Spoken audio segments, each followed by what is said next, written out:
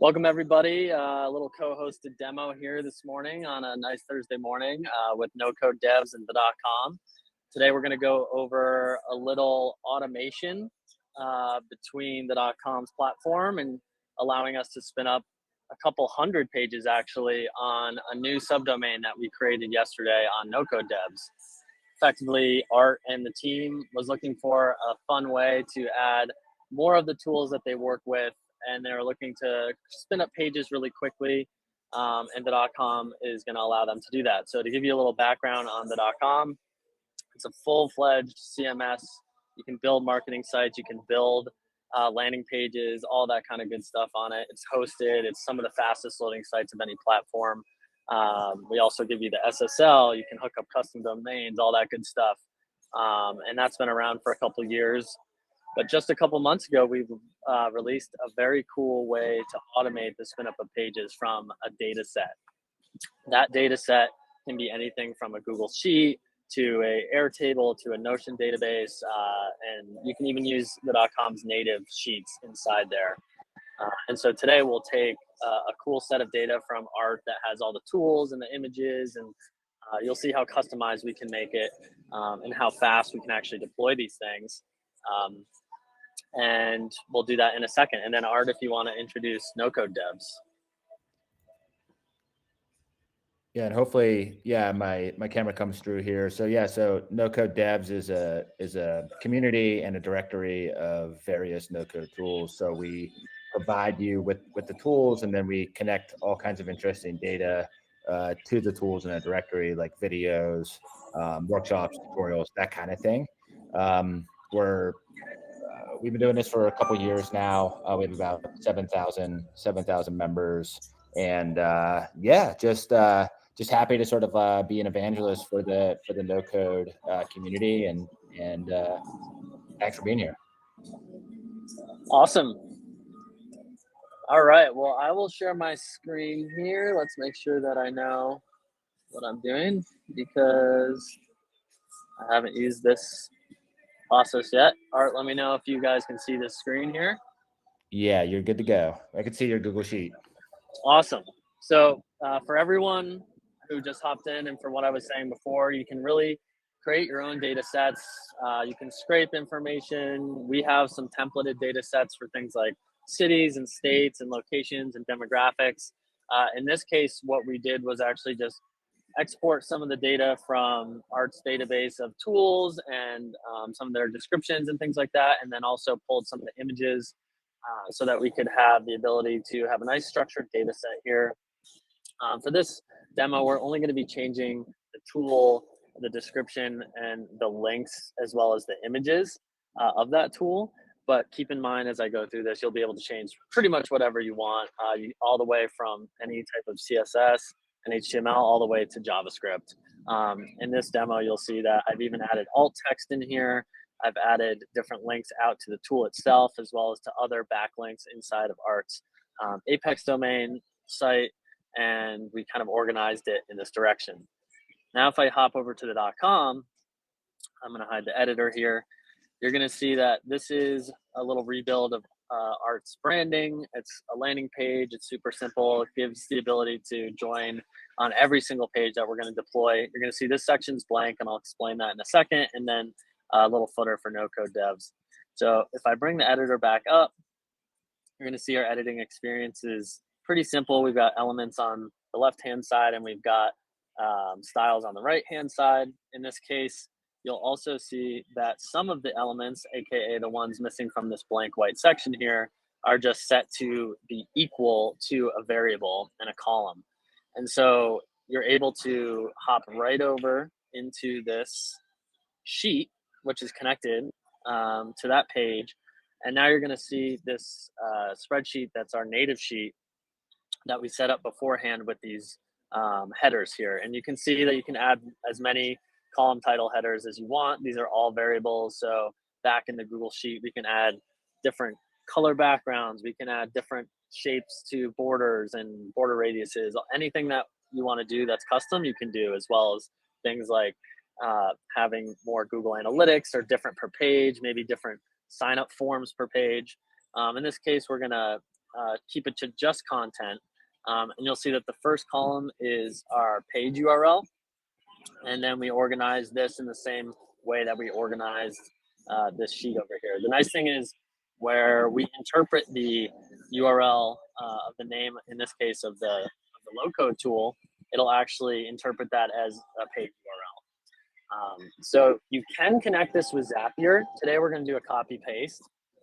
But if you wanted this to be connected up with Zapier into this Google Sheet, you actually could have it so that it's constantly updating whenever you change this data. And you wouldn't have to go in and recopy and paste or redeploy the pages. So that gets really nice when the data set is kind of more dynamic or more, you could say, live set of data. What might that be? Something like some of our new automation customers are taking user-generated content, things like tweets and Instagram images, and they are actually connecting that with Zapier. They're zapping that data into the .com, and so that each new row is actually creating a new site on their page with real user-generated content. So you can actually have that site growing automatically over time without you even doing anything. You could have people posting, their images of your product. Like, let's say your wine spritzer is a company we're working with. They can turn on that Zapier zap, and then anytime someone posts a picture of their product in the wild and tags them in it, Zapier says, I'm going to send that into the .com. The .com interprets that data and says, we're going to launch a new page just around this one image and one user. So there's kind of like a lot of cool ways that your site can grow automatically through user-generated content and through spreadsheet data. All right, let's go actually take this data set and add it right in. You guys are going to see how simple it really is to just pull this data in. So Art and I yesterday just grabbed the images, we grabbed the text, we added some links, and I'm just going to go ahead here and go all the way down to the bottom of this data set. I know we said we were going to do 100, but it's just as easy to do 324 as it is to do the full amount of 100. So let's go back over here. We'll go into that first cell and we'll hit paste. And just like that, the system parses in the data. You can see it automatically converted it into the page URL style. Keep in mind, you can use Google tools to concatenate other data bits into those URLs. Like, let's say you wanted to say /2os-no-code devs-tutorial. Super easy to update the data so that the page URL kind of formats to what you're looking for. In this case, now you're seeing all the images, the alt text. And if we go back over, actually, I'm going to hit deploy real quick because with 300 pages, it does take a few seconds. So we're going to start the deploy process there. In the meantime, while that's deploying, we can go back over here and you remember where you saw those equal symbols. If I double click, you'll be able to see them again. Equals auto B, equals auto column C. If I click off of those, now that we actually have data in that row, you're going to be able to see the data being previewed here from that first row. And so you're able to size the images, you're able to update the text, make sure it all looks decent, especially when you're dealing with, hundreds of rows of data. And now that we've done that, and you can see it's still loading here, let's see if we can check on one of these. Let's go look at 8B and see if it's loaded up yet. And so it's still loading right now because we did just update the sizing of these images. And so as that deploys out to the environment, you're going to be able to get all of these 324 pages deployed. And what's great about that is not only does Google like this content because it is actual helpful content, it is real information related to Art's company, and it's real platform data that he already had in his database. So some of you always might ask, like, does Google think this is duplicate content or not helpful data? About 2 weeks ago, Google actually did an update to their short content restriction, and they actually removed the word of short content from being used in their kind of requirements. So some of the shorter content is actually more useful to Google now. So let's go check this first one here. It's still loading the big image. It does take a second to go through this many pages, but you can kind of see how we can link back to no code devs. We can link to the tool site itself. We've got the text, we've got the images. And the best part is if we go back to the page and let's say we find that this font is maybe too big and we want to go change that font size, we can always go search for that font size here and we can update that and then redeploy all. Like I said, it takes maybe 5 to 10 minutes for those to redeploy, but you're able to affect all of the pages, all the 324 pages all at once when you hit that deploy all. And we're starting to see customers go up into the thousands of pages, into the tens of thousands of pages. So it's really, we're really feeling like it's bringing a lot of value to people, especially from switching some of their marketing costs, aka out of Facebook ads and Google ads. We all know what that kind of update with iOS 14.5 has done to the tracking and the conversion rates from those ads. And so people are really looking more towards to generate site pages on their own site, which actually gets them longer term traffic, more intentional buyers, as well as the ability to grow their domain authority over time. And so Google likes it, all the traffic that comes to that. Google's seeing that increase in traffic. They're also seeing the changes in the size of the site just in general, whether the content's important, obviously, but as it sees a site grow over time, as you add 300 pages now and another 300 pages in 2 weeks, Google will see that, hey, this person and this site is actually growing over time, and they'll promote other pages on the site as well, not just the ones that you're deploying. An example that I can give you guys is we deployed 15 pages on a site that was a small law firm in New York, and they were getting 0 impressions and 0 clicks. After just 4 days, they had over 1,000 impressions and 20 clicks. And then after a week, they had 40 clicks to their site from Google. And they weren't actually going to these pages that we spun up, the 15 pages. They were going to the homepage as well as other pages that have been up for over a year. But what spinning up these new pages did was Google said, hey, this person's making an effort to actually increase their knowledge base, increase the size of their site. And that means that we're going to show their other pages that have more helpful context to more people. And so we saw that graph kind of explode in just the first week. And so we're excited to see how this works for art and the no-code dev community as well over the next couple weeks. So let's see if this one is fully switched over here.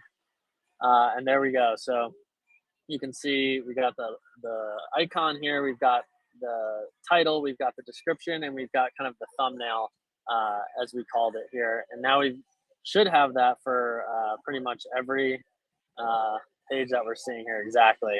So you can adjust the sizing so that it fits all of them more consistently. You can also do fun things like change the object cover and just tweak the CSS so that over these hundreds and hundreds of pages, the content looks nice. But you can already see we're off to a really great start in just about 15 minutes here.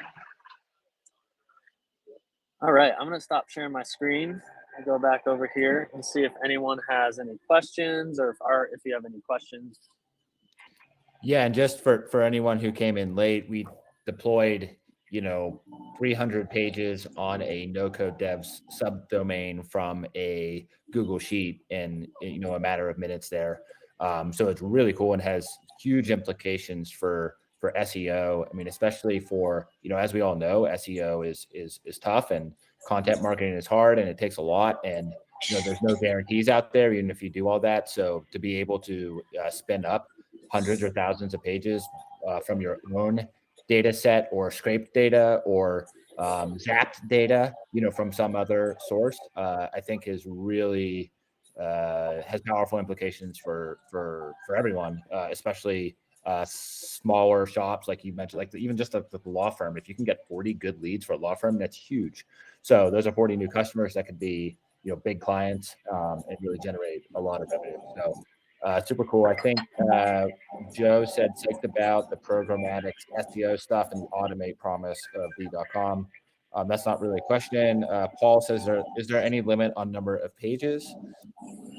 Actually, besides the tiers that we charge for, there is no limit. So we are just piloting a program as of last week with a Fortune 500 company who's probably going to be looking at doing upwards of 1 million pages.